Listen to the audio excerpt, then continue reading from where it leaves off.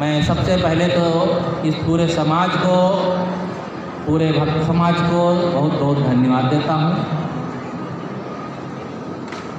सतगुरु कबीर साहब जैसे आज से 600 वर्ष पूर्व प्रासंगिक थे वैसे आज भी हैं। उनकी वाणी, उनका जीवन समाज के लिए एक आदर्श है। कबीर साहब कहाँ जन्मे, उनके माता पिता कौन थे, उनकी पढ़ाई लिखाई, इन सब बातों के लिए अपने समय को बर्बाद नहीं करना चाहिए।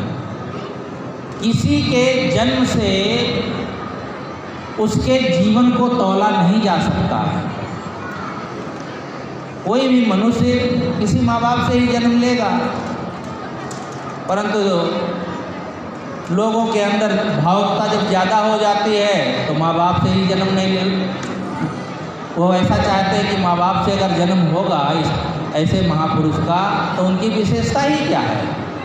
विशेषता तो जब है जब वो कोई आकाश से आए या कोई अद्भुत शक्ति हो।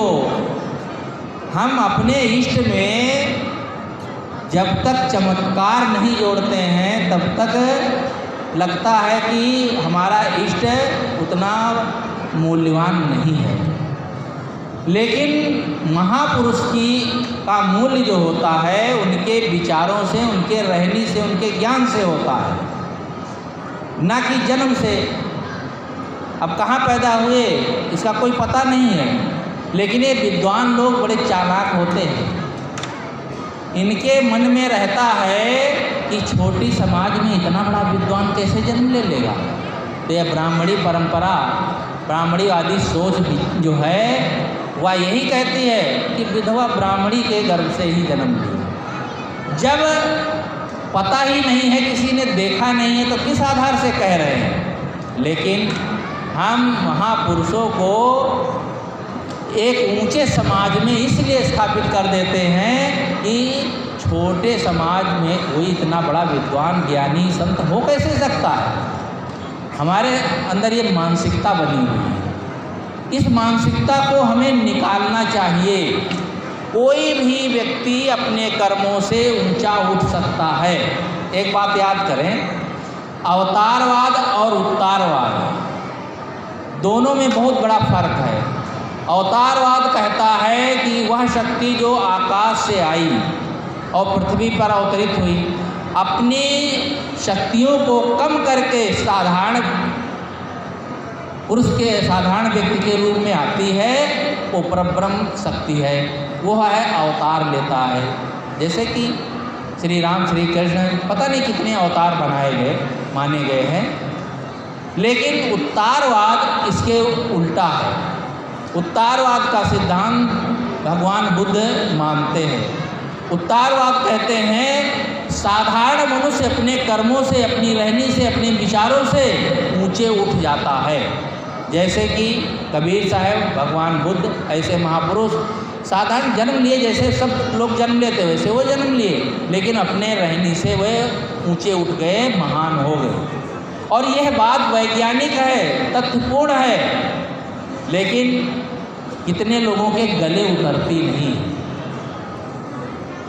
यह बात समझना चाहिए। हर जगह, हर व्यक्ति के लिए, कितने लोगों के लिए कहा जाता है कि इनके जन्म का पता नहीं। सीता माता के जन्म का कहाँ पता है? खेत में पाई गई, तो क्या उनकी महत्ता घट जाएगी क्या? माता पिता का पता ना होने से कोई महत्ता घटती नहीं है। इसलिए कबीर साहब कहाँ जन्म लिए इसका कोई खास मूल्य नहीं है। इसके लिए उदाहरण भी है।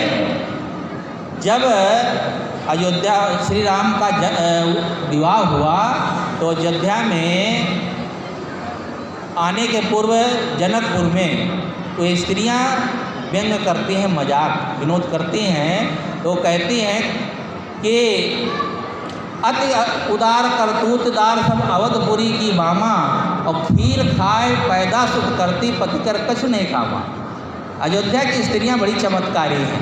वो खीर खा लेती हैं, बच्चा पैदा कर देती हैं। आप लोग सुने ही हैं, श्री राम चारों भाई खीर खा करके पैदा हुए थे। तीनों रानियां खीर खाईं और ये चारों पैदा हो गए। तो वेद में कहा गया कि वहाँ की स्त्रियाँ ऐसी चमत्कारी हैं कि वो खीर खा के पैदा हो जाकर बच्चा पैदा करती। लेकिन इसका समाधान भी उसी में कर दिया गया। श्री राम के द्वारा कहलाया गया कि नहीं कोई जन्मे मात पिता बिन बांधी वेद की नीति, और तुम्हारे तो सब महिषे उपजे अस हमने नहीं रीति। तुम्हारे यहाँ तो सब पृथ्वी फोड़ फोड़ करके निकलती हैं, हमारे यहाँ ऐसी कोई रीत नहीं है। और वास्तव में नहीं कोई जन्मे मात पिता बिन, ये वाक्य जो है ये जान समझने योग्य। कोई भी माता पिता के अलावा जन्म नहीं लेता है। तो ये इसमें कितनों को कष्ट हो जाता है कि कबीर साहब को आकाश से क्यों नहीं उतारा जाता है भाई। अब जो उतारना चाहें उतारें, कोई हमारी उसमें दखलंदाजी नहीं है। लेकिन सत्य बात जो है, वैज्ञानिक बात है, कबीर साहब अपने ज्ञान से महान हुए। उनके ज्ञान को समझो। आज भी देखा जाता है बड़े बड़े मंडलेश्वर, जगत गुरु और क्या क्या कहने हैं, शंकराचार्य, बहुत बड़े बड़े नाम टाइटल लगाए जाते हैं। लेकिन ये जातिवादी वर्ण व्यवस्था मन नहीं जा पाती है। आज भी ऐसा होता है। आपके ही मध्य प्रदेश भोपाल में गुरुदेव जी का कार्यक्रम होता था, तो वहाँ पर एक विदुषी महिला थी, वह प्रिंसिपल थी। तो गुरु जी के कार्यक्रम में संचालन वही करती थी। तो कहीं भी बड़ा कार्यक्रम होता तो उनको बुला लेते थे। संचालक अच्छा बोलने वाला होता है तो कहीं भी बुला लेते हैं। तो एक जगत गुरु का कार्यक्रम था, तो उसमें उनको बुलावा था। कार्यक्रम शुरू करने का टाइम हो गया, काफ़ी देर हो रही थी, तो लोगों ने कहा कार्यक्रम शुरू किया जाए और मंडलेश्वर जो है जगत गुरु थोड़ी देर में आएंगे, लेट हो रहे हैं, तो उनका इंतज़ार ना किया जाए, कार्यक्रम शुरू किया जाए। आएंगे तो स्वागत हो कर लिया जाएगा। वो जैसे ही मंच पर खड़ी होकर के वेद मंत्र का उच्चारण करते हुए कार्यक्रम की शुरुआत किया, और वैसे ही जगत गुरु की गाड़ी आ गई और उनके कान में जैसे पड़ा वेद मंत्र पढ़ते हुए स्त्री, और वो भी मंच पर खड़े होकर के वेद मंत्र पढ़े। अरे वेद मंत्र पढ़ने का तो कोई अधिकार ही नहीं महिलाओं को। और फिर वह भी मंच पर खड़े होकर के बस वो इतना नाराज हुए, बहुत मनाए व्यवस्थापक वहाँ के कार्यकर्ता, लेकिन वो माने नहीं, तुरंत गाड़ी वापस कर दे। नहीं, अब इस मंच पर हम नहीं जा सकते। आज के ज़माने की बात है, फिर 600 वर्ष पूर्व कैसा रहा होगा। महिलाओं को दबा कर कुचल करके रखा गया, लेकिन वेदों में ऐसा कहीं नहीं है। वेदों की ऋचाएँ, जो मंत्र के ऋचाएँ हैं, उसको बनाने वाली ये महिलाएं हैं। घोषा अपाला आज महिलाएं ही मंत्र की रचना करती हैं। जो मंत्र बना सकता है, रचना कर सकता है, वो वेद पढ़ कैसे नहीं सकता है। ये हम एक आधे समाज को काट देना चाहते हैं। आधी मुर्गी काट के खा लेंगे, वो आधी अंडा देगी क्या? कैसी कैसी हमारी समझ है। जब हम मनुष्य को बराबर की दृष्टि से नहीं देखेंगे, हमारा समाज कैसे आगे बढ़ सकता है। कबीर साहब की पहली अपील थी मानवतावादी, मनुष्य को मनुष्य के समान, एक समान समझो, उसमें कोई भी भेदभाव नहीं होना चाहिए। कोई छोटा है ना बड़ा है, और न तो कोई भी व्यक्ति छूत है। ये छूत अछूत का जो भेदभाव है, छोटे बड़े का भेदभाव है, यही हम सबको समाज में विखंडन पैदा करता है। इसलिए इस विखंडन से बचने के लिए समाज के लोगों को चाहिए कि इसमें क्रांति लाएं, और खास करके समाज के अगुआ, जो समाज के पथ प्रदर्शक हैं, उनको चाहिए यह बात मन में बैठाएं कि मनुष्य को मनुष्य की दृष्टि देखें, जात पात बिरादरी को बिल्कुल मूल्य मत दें। कोई बच्चा कहीं भी जन्म लेता है, अपने ज्ञान गुण से वो महान हो जाता है, और ऐसा मानना भी चाहिए। आज अभी देखो इतने सज्जनों का जो स्वागत किया गया, ये किस लिए किया गया? उनके गुण, उनके ज्ञान महानता के कारण, समाज में कोई उत्कृष्ट कार्य करने के कारण, न कि कहाँ जन्म लिए, गांव में जन्म लिए कि शहर में, छोटे परिवार में जन्म लिए कि बड़े परिवार में, दलित में कि ऊंचे परिवार में, ऊंचे वर्ण में, जात में, इसका क्या मोल है? यह सब भावना बिल्कुल दिल से निकाल देना है। और एक बात और ध्यान रखें, हीन भावना भी मत रखो। हीन भावना रखना भी एक बड़ा पाप है कि हम तो छोटे हैं, हम तो कुछ कर नहीं सकते हैं, ये तो बड़े बड़े लोगों का काम है, ऊंचे जात बिरादरी वालों का काम है। यह भावना, हीन भावना जब मन में होती है तब हम वहीं पर चुपचाप बैठ जाते हैं कमर पकड़ कर, और फिर कोई समाज आगे बढ़ नहीं पाता है। इसलिए मनुष्य को मनुष्य की दृष्टि से देखना चाहिए। जात शब्द का अर्थ ही होता है पैदा होना। कोई भी मनुष्य के अलावा जितने भी पशु पक्षी हैं सबकी जातियां अलग है। घोड़े की जात अलग है, गधे की अलग है, और ऊँटनी की जात अलग है, कुत्ता की जात अलग है, क्योंकि इनसे बच्चे नहीं होते। कुत्ता से, बिल्ली से बच्चे कहाँ होते हैं? गधे से और हथनी से बच्चे कहाँ होते हैं? तो सबकी जातियां अलग हैं, अलग अलग ढंग से होते हैं। लेकिन इस पूरी पृथ्वी के किसी कोने के नर और किसी कोने की नारी से बच्चे हो जाते हैं एक समान। तो इसमें दो जातियां कहाँ हैं, दो भाग कहाँ हैं? लेकिन हम दो ही नहीं, हजारों जात वर्ण में बांट करके रख दिए हैं। और ये जितना बांटते चले जा रहे हैं ना, उतना ही हमारा समाज गिरता चला जा रहा है। इसलिए यह बात हमें ध्यान देना होगा। ज्ञान के आधार पर मनुष्य को तौलना चाहिए। आदमी को चाहिए कि समाज में समरसता लाएं। कबीर साहब के बारे में शुरू से ही कहा जाता था, 5 वर्ष के जब भय काशी माए कबीर। 5 वर्ष की उम्र से, यानी बचपन से ही उनमें अद्भुत कला थी, अद्भुत ज्ञान था। आप लोग सीरियल में देखे होंगे, अपने माता पिता से कहते हैं ये हल्ला कौन मचा रहा है? अजान कोई मौलवी पढ़ रहा था, तो कहा ये मुल्ला जी हैं। पिता ने बताया कि अजान पढ़ रहे हैं, ये प्रार्थना कर रहे हैं। तो कहा प्रार्थना क्यों कर रहे हैं हल्ला मचा के? क्या वो सो रहा है क्या? अब बताओ, छोटे में ही उनको ये लगा कि यह जो प्रार्थना की जाती है यह क्या उसको जगाना है? धीरे से भी तो बोला जा सकता है। और आपके समाज में अभी देखो कितना इस पर हुआ कि भाई ज़्यादा आवाज़ में हल्ला मचाने की क्या ज़रूरत है? 24 घंटे दोनों तरफ है। ये नहीं है कि कोई हिंदू मुसलमान की बात है।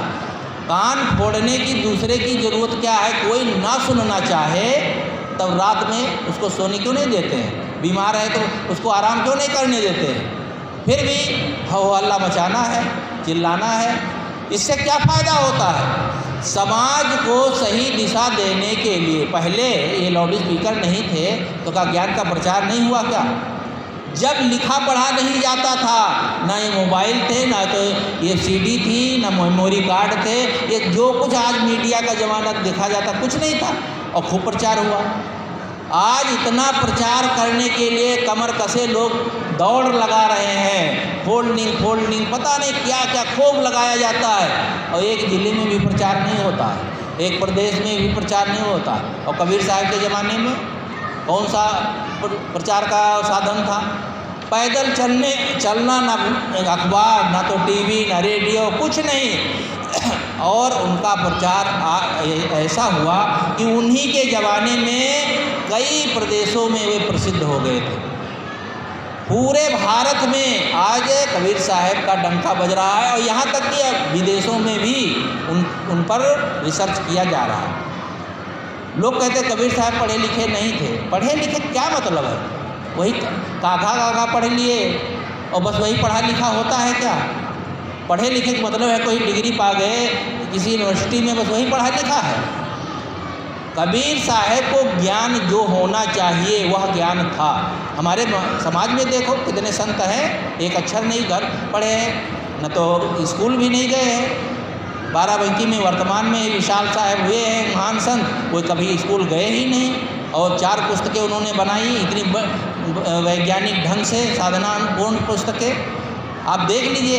तो कबीर साहब स्कूल के कोई रजिस्टर में भले नाम ना लिखा गया हो, कि कोई यूनिवर्सिटी का सर्टिफिकेट ना हो, लेकिन जितना ज्ञान होना चाहिए, जो जिस ज्ञान से आत्मकल्याण हो सकता है, उतना ज्ञान उनको था।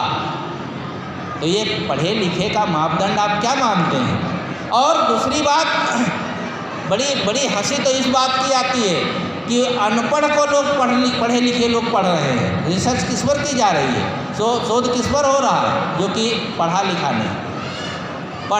नहीं है, उसकी एक वाणी का अर्थ नहीं कर पा रहे हैं। और पढ़ा लिखा वाणी का अर्थ क्या करेंगे? ये पढ़े लिखे अनपढ़ की कोई इसमें गुंजाइश नहीं है। आत्म कल्याण के लिए, समाज कल्याण के लिए और इस समाज को सही दिशा देने के लिए आध्यात्मिक ज्ञान होना चाहिए। बौद्धिक ज्ञान तो सबके पास होता है, भौतिक ज्ञान बहुत लोग हासिल कर लेते हैं, लेकिन आध्यात्मिक ज्ञान नहीं हो पाता है। और कबीर साहब में वह ज्ञान था, इसलिए और उनकी हर बात सच्चाई के पथ पर थी। वे उनकी बात कोई काट नहीं सकता था।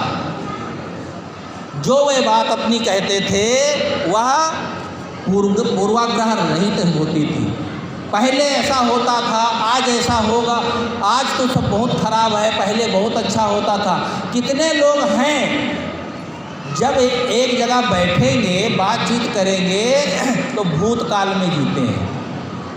वो बताएंगे, बूढ़े जितने हैं 60, 70, 80 साल के हो गए तो कहेंगे अरे हमारे ज़माने में तो ऐसा होता था। भूत में जीते हैं, वर्तमान में नहीं जीते हैं। और पहले की बातें कहने से आज क्या लाभ होगा, उससे क्या फ़ायदा होगा? जो परंपरा की बातें गलत हैं उन बातों को त्याग दो, और जो अच्छी बातें हैं वह बातें मानना चाहिए। ना तो परंपरा विहीनता से काम बनेगा, ना तो परंपरा को छोड़कर काम बनेगा। लेकिन पुराने लोग परंपरा की पूछ पकड़े हैं, ऐसा पहले होता था, आज ऐसा हो गया, पहले तो सब बहुत अच्छा था, आज सब बिगड़ गया, खराब हो गया। रामायण में पढ़ लीजिए कि जब राम जाते हैं जंगल में तो वहाँ पर हड्डियों का टाल देखते हैं, ढेर। कहते हैं ये हड्डियाँ किसकी हैं? कहा ऋषि मुनियों को ये राक्षस लोग मार के खा लिए हैं। आज कौन साधु महात्माओं को कौन राक्षस मार के खा लेता है? आज का ज़माना कोई खराब ज़माना कभी किसी का खराब नहीं होता है। इसमें तो मनुष्य की मानसिकता जैसी होती है वैसा सोचता है। इसलिए अपनी मानसिकता को बदलें। परिवार में, समाज में ही देख लीजिए, क्यों नहीं समरसता आती है? हम मानसिकता को नहीं बदल पाते हैं। लड़के के साथ, बहू के साथ, पिता के साथ सामंजस्य नहीं बैठा पाते हैं, और ख़ास करके उनके विचारों का, उनके व्यवहार का सामंजस्य नहीं बैठा पाते हैं। ऐसा नहीं है कि किसी को खाने की कमी है, परेशानी है, और पहनने की नहीं है, घर रहने के लिए नहीं है, ऐसी कोई ख़ास बात नहीं है। लगभग सबके पास थोड़ा मोड़ा है। जीवन निर्वाह की सारी चीज़ें होते हुए भी सामंजस्य न बैठा पाने के कारण और हम आज लड़ते हैं, तू मैं करते हैं, विघटन करते हैं और मानसिकता को बिगाड़ लेते हैं। एक माता जी आई, माताएं ध्यान देकर सुनेंगी, थोड़ा अपने परिवार में और समाज में इस समरसता लाने का काम करें। बूढ़ी थी लेकिन बहुत पहले से परिचित थी। जो ज़्यादा परिचित संतों से होता है तो वो ज़रा खुल के बात करता है। तो माता कहें गुरुजी अब तो ज़माना बहुत ख़राब हो गया है। तो साहब बोले नहीं, साहब तुरंत तो नहीं उत्तर देते, थोड़ा रुक करके फिर वो बोली, गुरुजी ज़माना ऐसा आ गया है, आज तो सब मनमानी करते हैं। तो गुरुजी ने कहा तुम्हारे ऊपर कौन सा पहाड़ टूट पड़ा है बताओ।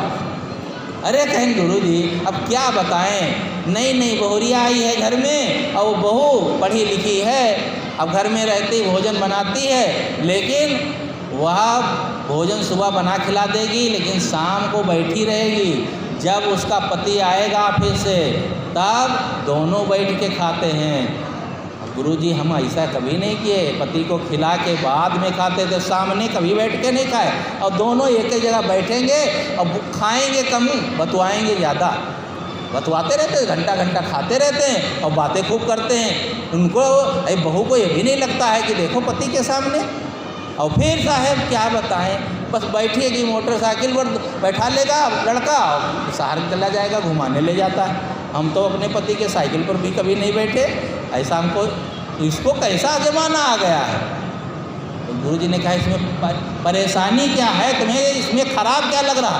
कहा गुरुजी इसमें आपको अच्छे सब ठीक लग रहा। कहा हमको तो सब ठीक लग रहा है। अरे वो आप दिन भर तुम्हारी बहू घर में रहती है, अब शाम को बैठ करके दोनों हंस बोल के खा लेते हैं, तो क्या तुम चाहती हो कि पत्नी अलग खाए पति अलग खाए, वो मुँह फुला ले वो मुँह फुला ले, वो बात ना करें एक साथ, हंसे बोले ना, लड़ाई करें, तब तुमको अच्छा लगेगा क्या?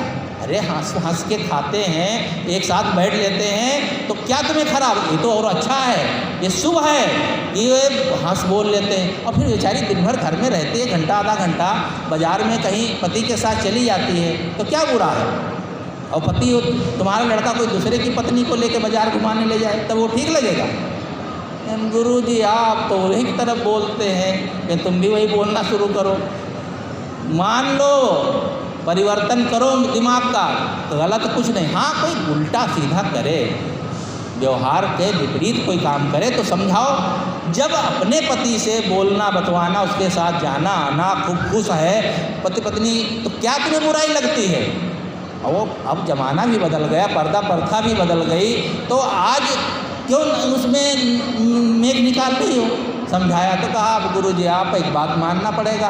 कहीं नहीं मानोगे तो जाओ, वृद्धाश्रम बहुत खुले हैं, वहीं पे भेज दी जाओगी। इसलिए बात सोच समझ करके, मैं ये कह रहा था पूर्वाग्रह नहीं से ग्रसित मत हो कि पहले ऐसा होता था तो अब ऐसा ही होना चाहिए।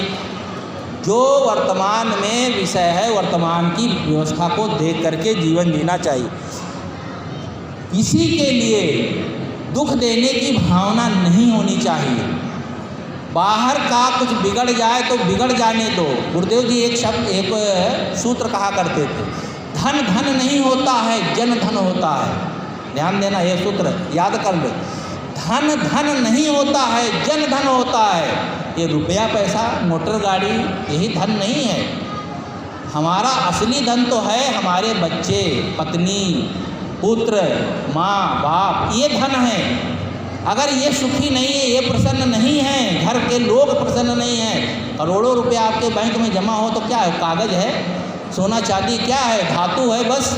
ये क्या किस काम आएगा? लेकिन आज हम धन को ही धन मानते हैं। रुपया पैसा गाड़ी घोड़ा वही धन है। एक सज्जन नई गाड़ी लेकर आए, बिल्कुल नई गाड़ी थी, खड़ी किए और डांटते रहते थे, कोई छूना मत, हाथ मत लगाना, स्क्रैच आ जाएगा। लेकिन उनका एक 3 साल का लड़का था, छोटा बच्चा, तो उसे क्या पता, उसने उठाया एक पत्थर और तो वो चले गए थे ऑफिस, और वहाँ उस गाड़ी में कुछ खरोच दिया, पता नहीं अपने ढंग से कुछ लिख दिया। वो लौट कर आए तो इतना आग बबूला हुए, थप्पड़ बस उठाए, थप्पड़ उसको मारने लगे। वो रोने लगा, कहा कि इसके किसने खरोचा, क्यों तूने खरोचा? तो कहा पापा मैंने इसमें लिखा है, मैं पापा आई लव यू। आप बताओ, बच्चा प्यार करता है तो नहीं कहीं कुछ पाया तो गाड़ी में लिख करके बता दिया। अब उस बच्चे के प्यार को नहीं समझ पा रहे हैं, बूढ़े हो गए, उनको तो गाड़ी दिखती है ना, बच्चा नहीं दिखता। इसीलिए आज माताओं को बच्चों को पालने का ढंग नहीं आता।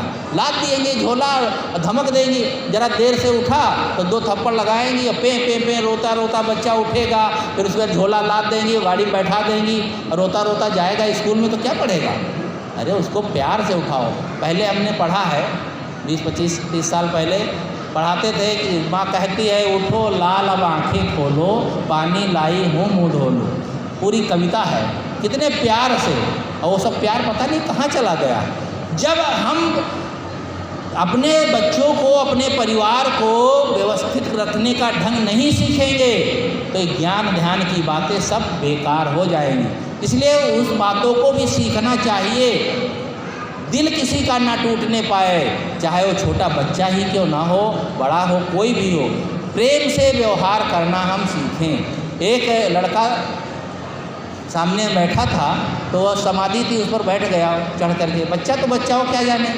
तो एक महात्मा जी प्रवचन कर रहे, उन्होंने कहा ए चौधरी नीचे बैठ जाओ। ओ बैठ तो गया नीचे। जब उनके घर में वो गए तो बंदगी नहीं किया, कहा बेटा बंदगी चलो गुरुजी आए। कहा मैं नहीं करूँगा, सबके बीच में हमको कहे चौधरी नीचे बैठ जाओ। सब लोग हंस दिए। अब बताओ कि छोटे बच्चे को भी ये ठेस लग जाती है कि मुझे इतनी समाज में हंसी का पात्र बनना पड़ा।